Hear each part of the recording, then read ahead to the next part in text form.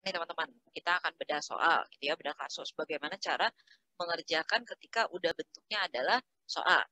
Oke, di sini ada data keuangan tahun 2019 si PT Kasih Sejati. Di mana si PT Kasih Sejati ini mau ngitung laba per lembar sahamnya dan juga laba per lembar saham dilusian atau basic EPS dan dilutive EPS.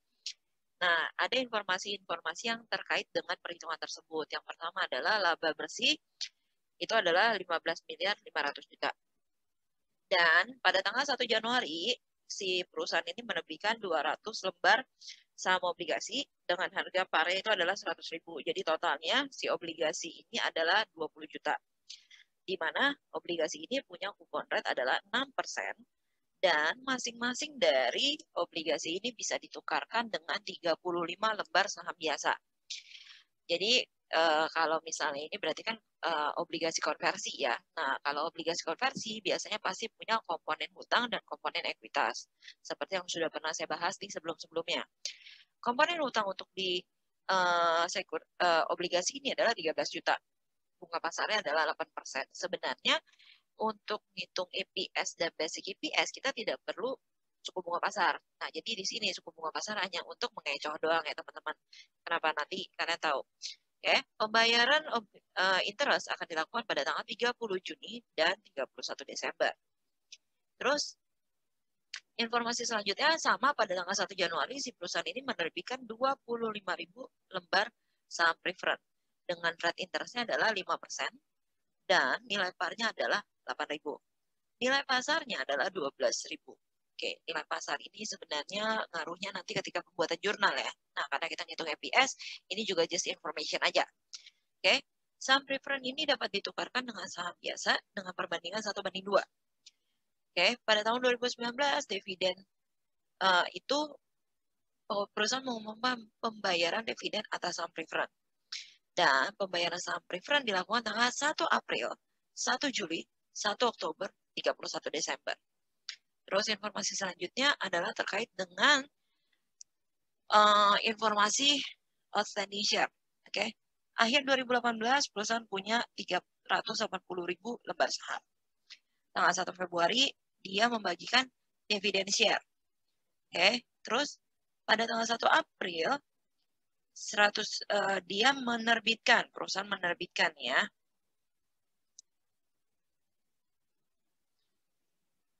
Menerbitkan salah tempat.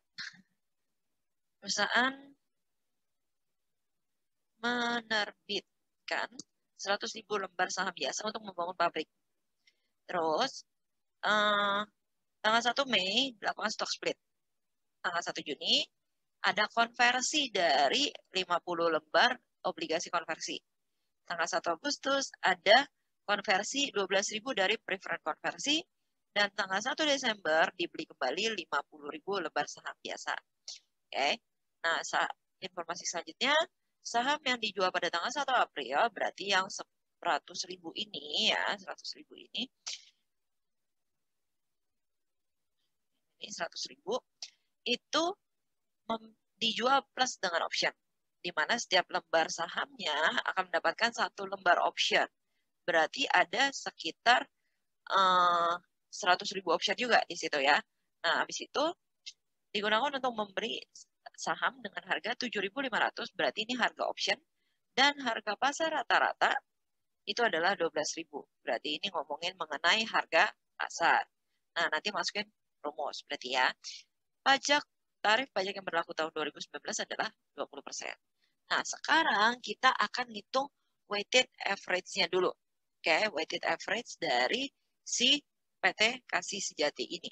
Oke, kita pause dulu, saya pindah ke Excel sebentar ya. Nah, oke, ini kita mau ngitung weighted average dulu ya, teman-teman. Pertama, ini informasinya yang tadi saya copy paste ke sini. Dan ini adalah tabel untuk perhitungannya. Ada outstanding debt, ada outstanding number, restatement. Nah, kalau restatement, karena di sini adalah bentuk Excel, jadi restatementnya saya bikin 2. Ada restatement untuk stock split dan restatement untuk share dividend. Jadi yang akan masuk ke dalam restatement hanya stock split dan share dividend. Selain dari itu nggak akan ngaruh ke restatement. Oke. Jadi yang pertama itu adalah dari tanggal 1 Januari sampai dengan 1 Februari. Kenapa sampai 1 Februari? Karena 1 Februari itu dia ada pembagian dividen. Oke. Nah, 1 Januari sampai 1 Februari itu number outstanding-nya adalah 380. Nah, kita kerjain semua dulu ya sampai number outstanding-nya. Outstanding number-nya. Nah, 1 Februari sampai dengan 1 April oke, itu ada stock split. Jadi ngeliatnya ini sebelum masuk ini gitu ya. Nah, habis itu nilainya dari mana? 380 dikali, ini kan 10%. Berarti dikali 1,1. Oke, 110%. Jadi sama dengan 418. Nah, karena yang sebelumnya tanggal 1 Januari sampai Februari itu belum ada kena dengan share dividen, berarti kita akan masukkan ke dalam restatement dari share dividen, yaitu 1,1. Jadi yang apa yang atas juga dikali 1,1 gitu ya, yang distribusi share dividen. Terus 1 April. 1 April sampai dengan 1 Mei. 1 April, jadi kita lihat ya kalau misalnya 1 Januari sampai 1 Februari, berarti kita lihat ya Januari. Oke, 1 Februari sampai 1 April kita lihat yang Februarinya. 1 April sampai 1 Mei kita ngeliat yang Aprilnya. Oke, yang April dibilang menerbitkan 100 lembar saham biasa lagi. Ya. Jadi dari sebelumnya kita tambah 100.000. Oke, 100.000 lembar. Terus 1 Mei sampai 1 Juni ini ada stock split. Ya, stock split berarti jumlah yang sebelumnya beredar kita kali 3. Karena stock split kan. Stock split itu kan jadi 1 lembar jadi 3 gitu ya. Oke. Nah, karena yang atas-atasnya 1 Januari, 1 Februari, 1 April belum kena dampak dari si stock split, berarti harus kita kasih dampak. Itu adalah kali 3, kali 3, kali 3. Oke. Nah, tapi untuk setelah, misalnya kayak contohnya gini, share dividen ya. Share dividen itu kan terjadi di 1 Februari. 1 April nggak usah di restatement untuk share dividen. Gitu ya. Pokoknya dampak itu hanya ke sebelumnya, nggak ke setelahnya. Oke. Nah, terus habis itu 1 Juni sampai dengan 1 Agustus itu ada konversi. Konversi 50 lembar saham obligasi. Nah, di mana ini ngitungnya adalah sebelumnya ditambah 50 lembar ya. 1 lembar bisa jadi 35 lembar biasa. Kamu coba cek lagi di soal di awal-awal ya. Dikali 35. Jadi angkanya adalah 1.555.750. Nah, ini tidak akan kena dampak restatement stock split dan tidak akan kena dampak dari restatement dari share dividend. Oke. Terus 1 Agustus. 1 Agustus sampai dengan 1 Desember. Dia ada perusahaan menerima konversi atas 12.000 lembar saham preferen. Tadi saham preferen itu 1:2. Jadi yang outstanding sebelumnya ditambah dengan 12.000 dikali 2. Kenapa kali 2? Karena perbandingannya 1 lembar preferen bisa dijadiin 2 lembar saham biasa. Oke. Sekian. Nah, terus 1 Desember sampai 31 Desember, kita udah pasti sampai 31 ya. Ingat ya kalau misalnya masih ada sisanya sampai 31 Desember, berarti itu masih kita hitung. Tapi kalau misalnya nggak ada, kita nggak hitung lagi. Dan biasanya cut-off-nya di tanggal 15. Oke. Nah, ini dia bilang dia membeli kembali 50.000 lembar. Berarti dari yang sebelumnya, outstanding sebelumnya, kita minus 50 lembar. Karena treasury, ini kan ngomongin outstanding yang di luar ya. Kayak outstanding yang di luar sana. Berarti kalau kita beli lagi, outstanding di luar sana pasti berkurang. Oke, jadi hasilnya sekian. Nah, sekarang kita ngitung friction of year. Oke, friction of year-nya kita hitung ya. Untuk yang pertama, friction of year-nya itu adalah 1. per 12. Kenapa? Karena hanya bulan Januari aja. Februarinya tanggal 1. Jadi hanya Januari. Oke, hitungannya. Terus, untuk yang kedua, ini fraction of year-nya adalah Februari dan Maret. Nah, kayak Aprilnya nggak dihitung. Kenapa? Karena April tanggal 1. Jadi 2 per 12. Tanggal 3 itu hanya 1 bulan aja. April aja, Mei-nya tanggal 1. Kita nggak hitung. Jadi 1 per 12. Juni, Mei, Juni juga sama. Hanya 1 per 12. Terus Juni ke Agustus. Nah, ini berarti Juni dan Juli. 2 per 12. Agustus ke Desember ini yang panjang. Agustus, September, Oktober, November. Desembernya nggak ikut ya teman-teman. Jadi 4 per 12. Terus Desember hanya 1 bulan. 1 per 12. Nah, kalau dihitung harusnya 1 tambah 2 tambah 1 tambah 1 tambah 2 tambah 4 tambah 1 sama dengan 12. Oke, jadi kamu harus ngitung nih yang depannya, bukan yang 12 ya. Jadi harus 12 per 12 secara total.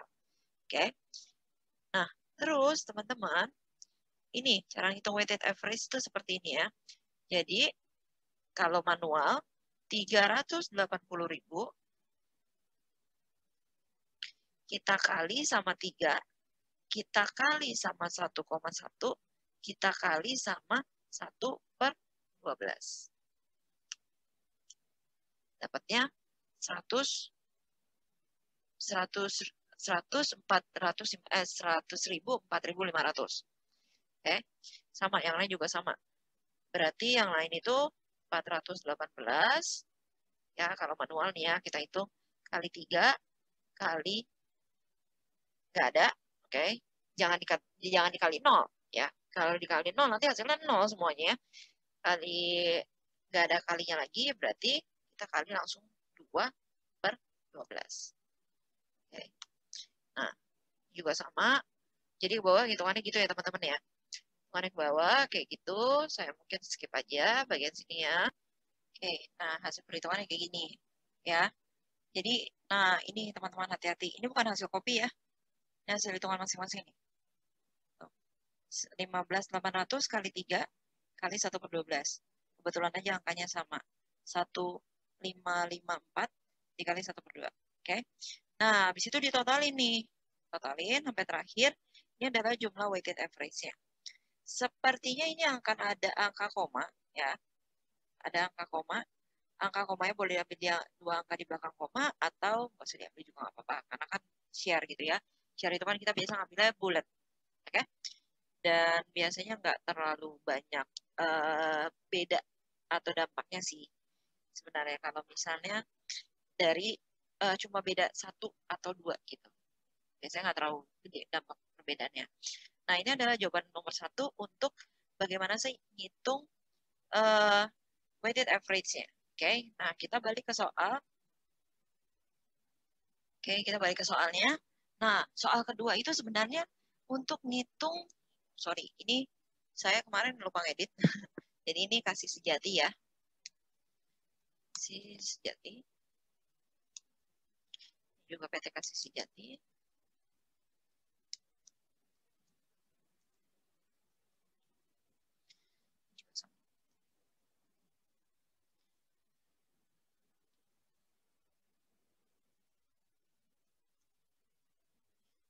Nah, sebenarnya untuk soal B, itu ngitung weighted average untuk weighted average sustaining share untuk dilutednya. Ya, ini yang untuk, kalau ini yang basic, oke, ini yang basic, yang udah kita kerjain barusan, dan ini yang diluted. Dilutive. Ya. Nah, sebelum kita ngitung dilutif, di mana dilutif itu akan ada penambahan yang agak sedikit kompleks, kita ke basic dulu ya. Basic IPS. Minimal sampai basic dulu bisa dulu lah ya. Nah, basic IPS, cara ngitungnya kita harus ngitung dulu nih berapa dividen yang dibayarkan selama tahun tersebut. Terus habis itu berapa interest yang dibayarkan di tahun tersebut ya. Tapi terkait lebih ke dividen preference sih. Nah, habis itu nanti baru kita hitung basic EPS. Ya. kita hitung basic EPS ya teman-teman. Oke, nah ini sedikit informasi mengenai si preferred dividennya. Jadi kalau misalnya kita ngitung basic EPS, itu kan kita perlu net income, perlu preferred dividend, dan perlu weighted average. Weighted average-nya udah ada di sini nih, yang tadi kita hitung ya. Nah sekarang informasi mengenai preferred dividendnya. Oke, preferred dividendnya itu ada 25.000 lembar dikali par yang 8.000, kita kali sama 5%. Oke, dan pembayaran dividen akan dilakukan 4 kali. 1, 2, 3, 4. Tanggal 1 April, 1 Juli, 1 Oktober, 31 Desember. Dan pada tanggal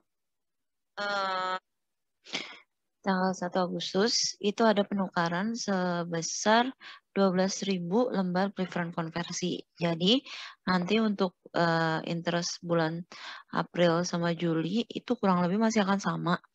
Nah, tapi Oktober dan Desember itu pasti akan berbeda. Nah, kita coba hitung ya sekarang ya. Interest untuk PS ya, preference share. Dia akan ada 1 April, ada 1 Juli, 1 Oktober, dan 31 Desember. Oke, ini ada 4 ya kurang lebih ya. Nah, terus kita akan hitung kira-kira berapa sih preferennya. Oke, kalau preferennya itu cara ngitungnya adalah 25.000 lembar ya, dikali parnya 8.000, terus dikali sama 5%. Nah, tapi hati-hati, 5%-nya ini harus dibagi 4 karena dia pembayaran 5% itu untuk 1 tahun, sedangkan yang saat ini dibayarkan hanya yang proporsi 1 kuarter gitu ya, proporsi 1 kuarternya, jadi harus dibagi 4. Oke, dapat 2,5 juta. Nah, kurang lebih untuk bulan Juli pun sama. Cuma bulan Oktober itu akan berbeda karena total lembarnya bukan lagi 25.000 tapi 13.000. 13.000 dikali 8.000 dikali sama 5%, kali 5% bagi 4. Ya, 1.300.000. Oke, nah kurang lebih Desember juga sama karena tidak ada perubahan lagi ya kan. Nah, jadi total interest untuk tahun 2019 tersebut itu adalah sebesar, kita total aja. Oke, adalah 7.600.000. Nah, terus kita mau ngitung basic EPS. Sebenarnya udah bisa ngitung basic EPS. Karena sebenarnya basic EPS itu kita hanya perlu net income dan weighted average yang udah kita hitung tadi sama preferred dividend. Sorry, ini bukan interest tapi dividen ya. Kenapa jadi interest? Oke, kalau interest wajib dong. Nah, dividen dari PS. Nah, oke, kita sekarang hitung basic EPS. Oke, basic EPS-nya adalah 15.500.000. 123 dikurang, oh ini harus dalam kurung karena kita nanti mau bagi gitu ya. Dikurang sama preferred dividend dibagi sama weighted average. Hasilnya adalah 10.427. Oke. Nah, ini adalah perhitungannya. Oke, jadi seperti itu ya kurang lebih untuk perhitungan basic EPS-nya. Nah, sekarang kita lanjut untuk perhitungan dari dilutive EPS-nya. Nah, mungkin saya akan pindahkan ke Excel yang baru. Oke, jadi weighted average WA untuk basic EPS. Di sini yang weighted average untuk basic EPS dulu. Angkanya kita ambil dari sini. Ya, hitungannya tadi. Jadi sebenarnya weighted average untuk yang dilutive EPS itu hanya adjustment dari yang weighted average dari basic EPS. Oke. Nah, harus kita tambahin beberapa hal nih teman-teman. ingat asumsi bahwa yang namanya basic EPS, ya, yang namanya, weighted average, itu, yang namanya dilutive EPS, perhitungan weighted average itu adalah dari si asumsi bahwa si konversinya itu dilakukan dari awal. Oke, dilakukan dari awal. Jadi ada beberapa konversi nih teman-teman. Ada konversi terkait dengan preference share-nya. Oke, terkait preference share. Nanti ada terkait dengan si bonds, ya, bonds. Sama yang terakhir adalah terkait dengan option. Jangan lupa kalau bisa kita punya option nih di soal ini ceritanya ya. Nah, preference share-nya sebenarnya ada konversi gitu ya. Jadi sebenarnya benar-benar ada konversi dari sebagian. Jadi 25.000, 12.000-nya itu dikonversi dan 13.000 tidak dikonversi. Jadi kita hitung seolah-olah yang 13.000 ini dikonversi dulu ya. Jadi 13.000 dikonversi dikali 2. Oke. Jangan lupa ada restatement 1,1 sama 3. Ya. Jangan lupa ada restatement. Ini untuk yang outstanding dulu. Oke, ini untuk yang outstanding dulu. Untuk yang tidak dikonversi. Jadi asumsinya kita konversi dari awal gitu ya. Makanya di sini tidak ada fraction of year lagi karena dia 12/12. Oke. Jadi ini kalau kita ambil angkanya 13.000 kita kali 2, kita kali dengan fraction kita kali dengan restatement-nya, ada 2 ya, restatement karena si stock split sama share dividend. Jadi adalah 85.800. Oke. Terus yang kedua itu adalah dari 12.000. Ingat kalau misalnya si 12.000 ini sebenarnya sudah dikonversi. Ya, kita kali 2. Oke. Nah, tapi konversinya itu adalah di 1 Juli. Oke, sorry, sebentar. Konversinya itu adalah di 1 Agustus. Ini kita ngomongin preference dulu ya. Di 1 Agustus. Jadi, ketika kita harus mengasumsikan bahwa dia sudah dikonversi dari awal, berarti kita harus masukin juga 12.000 kali 2 kali restatement, karena dari awal ya, ingat ya. Restatement karena dari awal, terus kali 3. Oke. Dan kita hanya ngambil yang bagian yang belum aja. Oke, yang bagian yang udah kita udah nggak usah hitung lagi. Jadi makanya di sini nggak 12/12, tapi hanya dari Januari sampai dengan Agustus. 1 Agustus sudah dikonversi, berarti sampai Juli. Oke, jadi Januari, Februari, Maret, April, Mei, Juni, Juli. Jadi 7 bulan. Jadi di sini kali 7/12. Kenapa kali 7/12? Karena sebenarnya dikonversi, tapi dikonversinya di Agustus. Sedangkan kita harus mengasumsikan bahwa dia dikonversi dari Januari. Oke, jadi ini 12.000 kali 2 kali 3 kali 1,1. 1,1 sama 3-nya dari mana?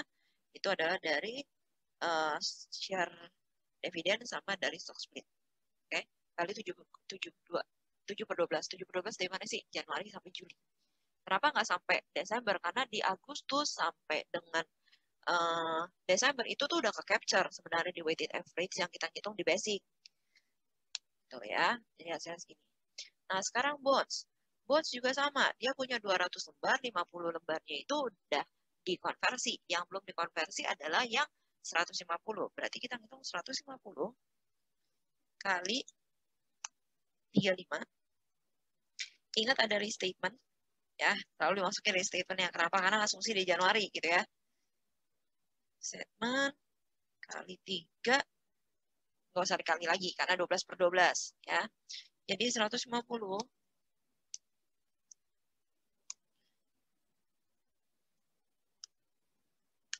oke, hasilnya sekian. Nah, terus yang 50 lembar itu kan juga sebenarnya udah ke-capture ya. Dampaknya itu udah ke-capture di yang basic EPS tadi karena dia sebenarnya udah dikonversi, tapi sayangnya dia tidak dikonversi dari awal. Sedangkan untuk menghitung diluted EPS, kita harus mengasumsikan dia dikonversi dari awal. Nah, kita akan hitung kira-kira berapa lama sih yang dia belum dikonversi?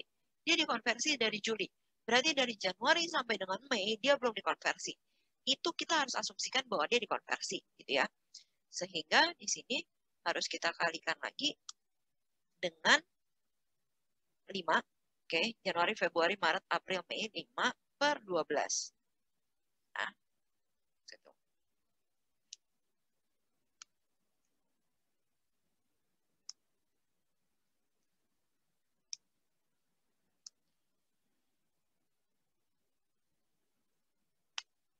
Oke. Nah, ini coba. Oh ya. Nah, option kita masukin dengan rumus yang tadi, ya. Option itu kita masukin dengan rumus yang tadi. Rumusnya adalah market price. Market price-nya itu adalah 12.000, ya. Market price dikurang stock option. Market price-nya 12.000 dikurang option price. Oke.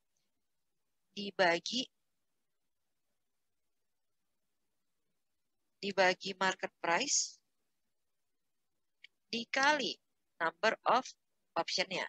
Number of option itu adalah 100.000. Kenapa 100.000? Karena kalau tadi baca di soal, dia nerbitin saham biasa 100.000, di mana masing-masing sahamnya itu dikasih option. Oke, jadi ini kita kasih kali 100.000 juga. Oke, hasilnya 37.500. Nah, ini kalau kita jumlah, ini adalah weighted average dilutive EPS.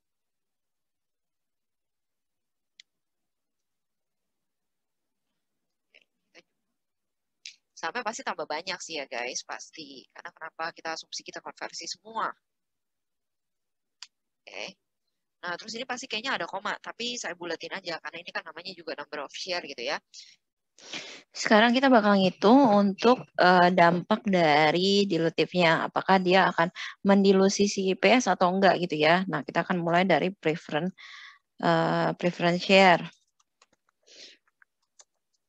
Nah, cara ngitung dampaknya itu adalah dari dividen payment-nya, sama outstanding share-nya, weighted average outstanding share akibat dari si dilutif ini ya.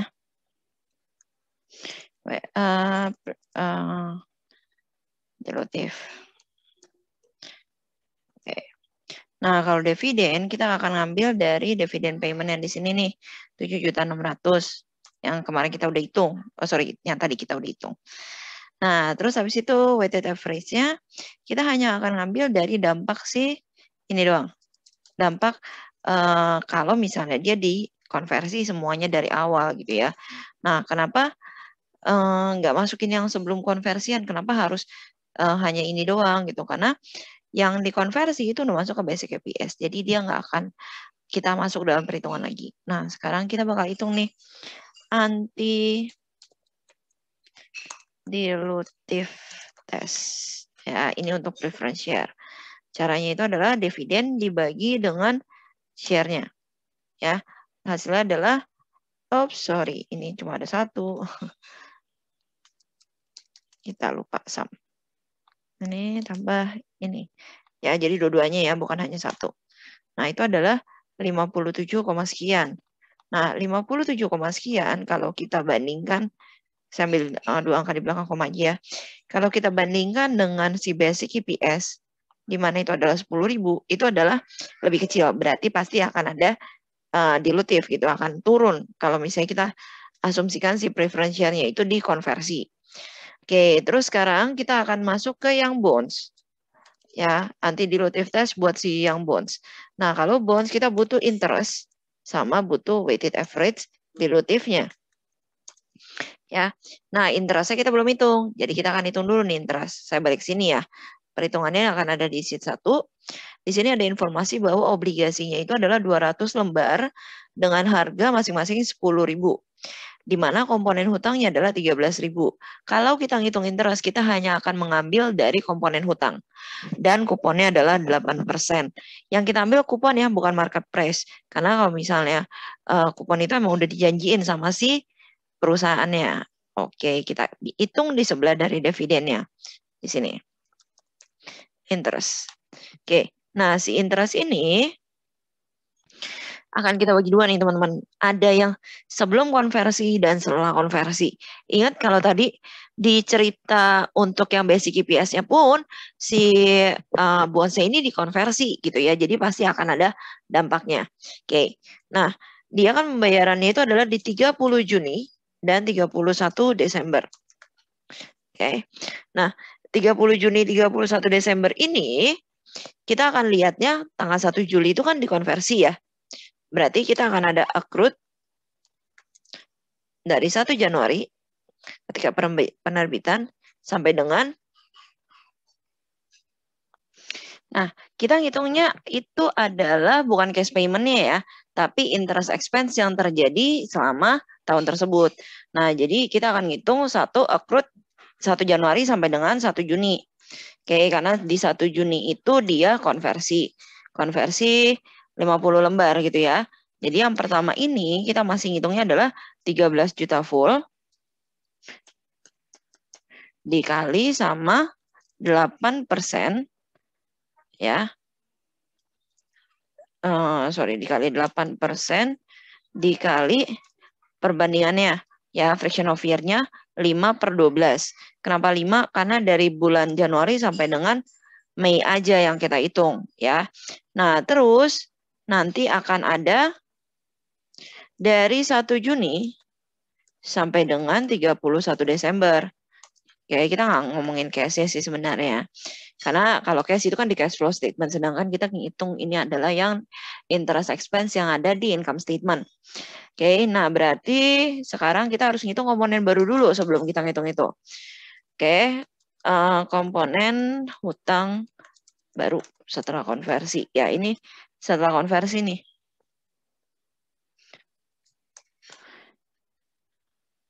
Oke, nah dia kan konversi itu adalah 50 dari 200, berarti 13 jutanya 13 juta 123 oke. Dikali sama 150 per 200 karena dia sudah tidak ada lagi komponen yang 50 lembar itu. Jadi totalnya adalah 9.750. Nah, dari ini baru kita kali 8%, terus kita kali sama 7/12. Oke. Nah, segini angkanya ya. Jadi untuk total interest yang akan kita masukin dalam perhitungan dilutive EPS itu adalah sebesar nih ditambah ini. Oke. 888.333. Ya, ini pasti ada komanya sih. Cuma saya kalau mau tulis komanya 2 angka di belakang koma ya, teman-teman, seperti biasa. Nah, sekarang kita mau ngitung berapa sih dampaknya itu. Apakah dia dilutive atau anti dilutive. Oke, interestnya kita ambil dari yang ini, yang tadi kita hitung. Ya. Terus weighted average-nya kita ambil dari ini, tambah ini. Oke, kalau kita bagi, itu adalah 45. Berarti dia akan dilutive. Ya. Berarti dia akan dilutive nih, teman-teman.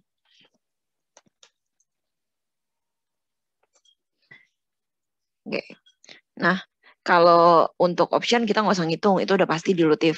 Kenapa? Karena yang di bagian net income-nya tidak ada perubahan. Yang ada perubahan itu adalah di bagian dari lembar share-nya aja. Kalau lembar share-nya itu semakin bertambah pasti dia akan dilutive, gitu ya. Nah, sekarang kita ngitung yang dilutive EPS. Oke, dilutive EPS-nya cara ngitungnya adalah 15 miliar. Oke, ini ada komanya ya. 5 dalam kurung maksud saya. 15 miliar 500 123 dikurang 0. Kenapa dikurang 0? Karena kan kita asumsi preference share kita udah kita konversi. Jadi pastinya nggak mungkin ada dividen gitu ya. Jadi nggak ada dividen, terus kita tambah sama interest. Oops, sorry, interestnya belum net of tax. Ya, berarti kita balik di sini bentar ya, dikit ya. Nah, interestnya itu harus net of tax, teman-teman. Jadi ini saya hapus dulu rumusnya. Ya. Nah, tadi dia bilangnya interestnya itu kan, sebentar. Oke, nah hati-hati ya, jangan sampai melakukan kesalahan seperti yang saya lakukan barusan ini. Tapi kalau misalnya Anda kan lupa-lupa dikit nggak apa-apa, yang penting ingat lagi ya sebelum nanti ngumpulin jawaban kalian. Oke. Nah, interest yang akan kita masukin itu adalah harus net of tax. Kenapa? Karena yang akan kita adjust itu net income, bukan EBIT. ya, bukan earning before interest and tax. Tapi ini udah net income, berarti setelah tax. Jadi kalau misalnya interestnya pun harus net of tax. Oke, kita kali sama 1 minus 0,2 atau minus 0,2. Karena kita pakai 1. Kalau kita pakai 100, berarti minus 100% kurang 20%. Ya, itu hasilnya adalah 700 sekian. Nah, berarti untuk yang di bagian sini nih, walaupun pasti akan tetap ini sih, masih akan tetap dilutif pastinya gitu ya. Ambil yang ini ya. Oke, interestnya. Nah, tetap dilutif. Oke, kita lanjut. Nah, jadi tadi 15 miliar 500, 123. Terus habis itu dikurang sama 0 karena tidak ada dividen lagi, terus ditambah sama interest. Kenapa ditambah? Karena interest itu kan sifatnya mengurang, ya kan? Ketika dia dihitung dalam komponen net income, itu pasti sifatnya dia mengurangi pendapatan sehingga net income-nya lebih rendah. Nah, tapi karena kita berasumsi bahwa kita nggak bayar interest karena si bonds ini sudah kita konversi, sehingga itu harus kita tambahkan lagi. Jadi komponen interest yang tadinya udah kita kurangin untuk net income, kita tambahin lagi supaya net income-nya lebih besar. Ya. Terus kita bagi dengan nih, weighted average dilutive EPS yang udah kita hitung. Oke, hasilnya adalah 9.252. Nah, ini lebih kecil kan ya dibandingkan dengan si basic EPS yang 10.000. Kalau kasusnya seperti ini, si perusahaan itu harus mencantumkan dua-duanya. Basic EPS harus dicantumkan bahwa basic EPS-nya itu adalah 10.427 dan untuk dilutive EPS juga cantumkan 9.254 gitu. Jadi ini adalah bagaimana ketika kasusnya itu ada sekuritas konversi, ada konversi di tengah-tengah, gimana cara kita ngitungnya dan lain sebagainya. Oke, jadi kasus ini kurang lebih seperti ini ya teman-teman. Silakan dipelajari dan boleh dicoba-coba juga coret-coret, mungkin boleh diganti-ganti angka gitu ya kalau misalnya kalian mau. Supaya kalian lebih hatam lagi untuk ngerjain soal-soalnya. Okay, so see you next part. Bye-bye.